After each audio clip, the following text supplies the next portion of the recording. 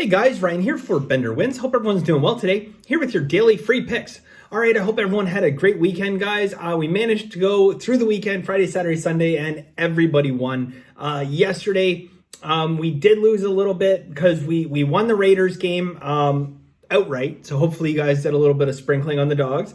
Arizona and Cleveland, not a whole lot went right in that game. Surprisingly, and I'll say this, surprisingly, we only lost by a touchdown. Hail Mary, end of the second quarter. That could have done it. The two fumbles inside the other team's zone that turned into touchdowns. Either one of those, that could have done it. Look, games like that are a prime example why, I say that 54 to 56%, that's where professionals live, because those things are the intangibles that you just can't predict. Okay. You can look at the numbers and you can believe that, this team fumbles less than that team. And, this team doesn't have a lot of turnovers, but you just can't predict, basically a ball bouncing off a guy's helmet and going straight up in the air for an interception. You can't predict that. And that's why sports are so unpredictable. And what we try to do with all of our data points is just make it a little bit more predictable, okay? To find that little bit of edge where the difference between the perceived reality and actual reality lies our value, right? All in all though, guys, good weekend top to bottom. Yesterday in Masterclass, we finished 4-4 for the day. We did have a couple disappointing games. I think the biggest disappointment yesterday, WNBA, we took Phoenix outright. Do or die situation, took them at plus 170. They're up 11 points, 9 minutes to go in the fourth quarter, and they lost the game. We'll leave it at that. But that would have been nice to pick that one up. Definitely would have been a winning day if we got that one. But all in all, a nice winning weekend. We won, Friday we won 8-2. Winning day Saturday, and just gave back a bit of juice yesterday. Well, actually, no, a little bit more than the juice, because we did have the 1 unit play on Arizona and Cleveland. What else? Yeah, okay. So yesterday, I'm going to tell you my positive from yesterday, okay? So we had some nice plays. We had some not so nice plays, but, all in all, guys, good day. But my highlight is not one specific game. My highlight from yesterday is that when I did yesterday's video in both free picks and masterclass, and even like when I sent it out, I said, tread lightly today. Tread lightly today. It was going to be a very interesting day in football. And we saw a very interesting day in football. I laid off 2 bets, okay? Crossed them out. One of them literally, it was down there for picks and I crossed it out.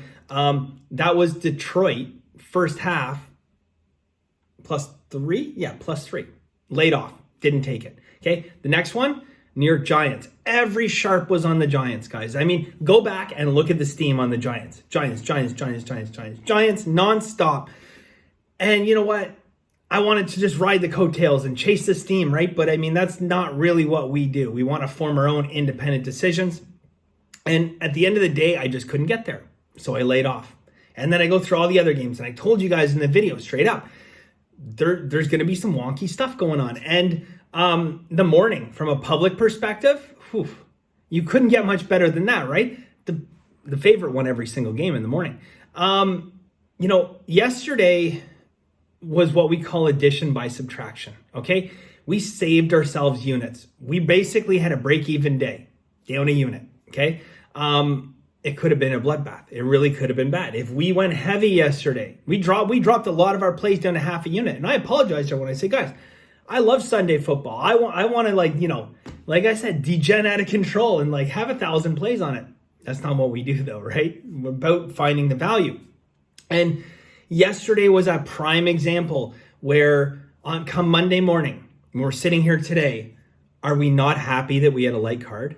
All those favorites winning. Are we not happy we had a light card? I would say so, right? All right, there we go. And Arizona, Cleveland, could have got there. The second quarter, basically.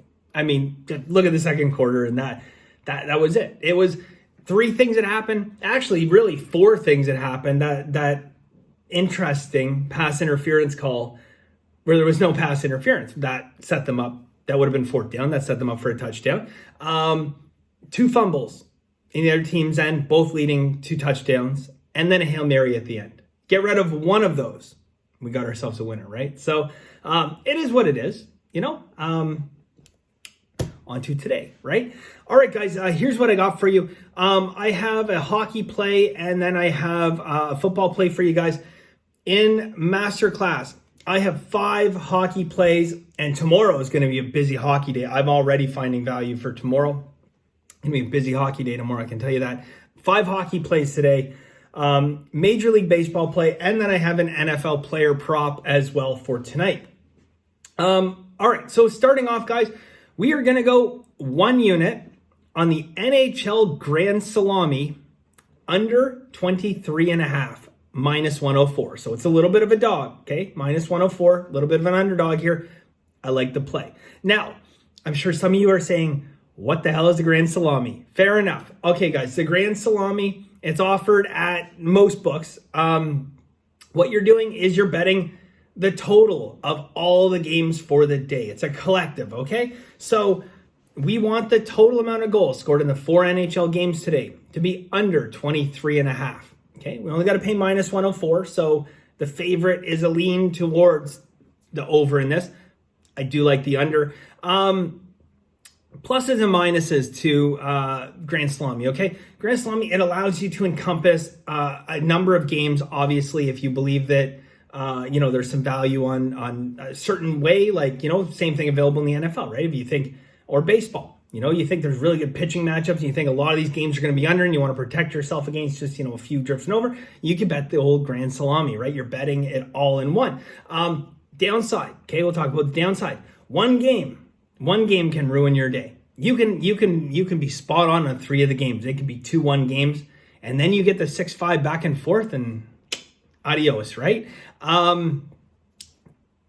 That's a risk with anything in sports betting. But for Grand Salami, guys, so that's what we're going to do. Under 23.5, minus 104. Help each other out, guys. Look, I don't know the US books that well, okay? I go on to BetUS. I go on to BetMGM, okay? And then, I source lines from there. I kind of look and see, just make sure, they're comparable. I don't actually know if either of those have it. Hold on, while we're doing this, I'll special events.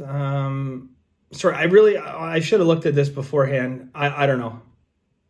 Anyways, while we're going through this one, I'll try to get that loaded up. But help each other out is my point.